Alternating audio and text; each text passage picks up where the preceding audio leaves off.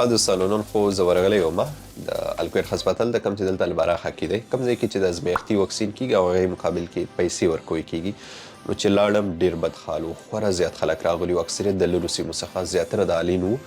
نو هغه چې ما ولیدل که چېرې تاسو ته ما په تېرې ویډیو کې نه وي ویلي چې زه معلومات درته پرې خپرومه شاید ما دا ویډیو نه وه جوړه کړي هلته ما چې د دوی مسؤل سره خبرې وشوې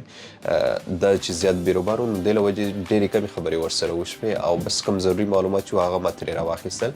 نو زه تاسو ته د نه خوښوم چې تاسو ورشئ خو دا چې د پروسس ډول د دې په اړه به لږ معلومات درکړمه ګورئ دوستانو دا خبره صحیح ده چې کوم څوک د ازمیښتي واکسین کوي نو هغې مقابل کې پیسې ورکوی کیږي اول زه در همدې وروسته دوی دغه یادونه ونه کړه چې موږ به نور څومره پیسې ورکوو خو صرف دا یادونه یې وکړه چې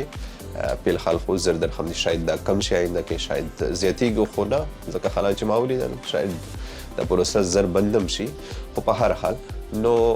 کم چا چې فایزر واکسین کړي دي که هغه یو ډوز وي که هغه دوه ډوز وي او ورسره کم چا چې سینوفارم چینی واکسین یادوم کم چا چې هغه کړي که هغه یو ډوز وي دوه ډوز یا درې ډوز وي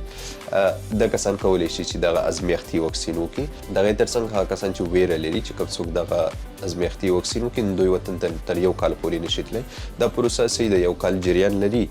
خو داسې نه ده چې تاسو وطن ته نشئ تللی تاسو وطن ته تللی شئ خو کله چې وطن ته ځئ دوی به خبروئ دوی ته به د وطن نمبر ورکوئ تر څو هلته هم تاسو ورسره شئ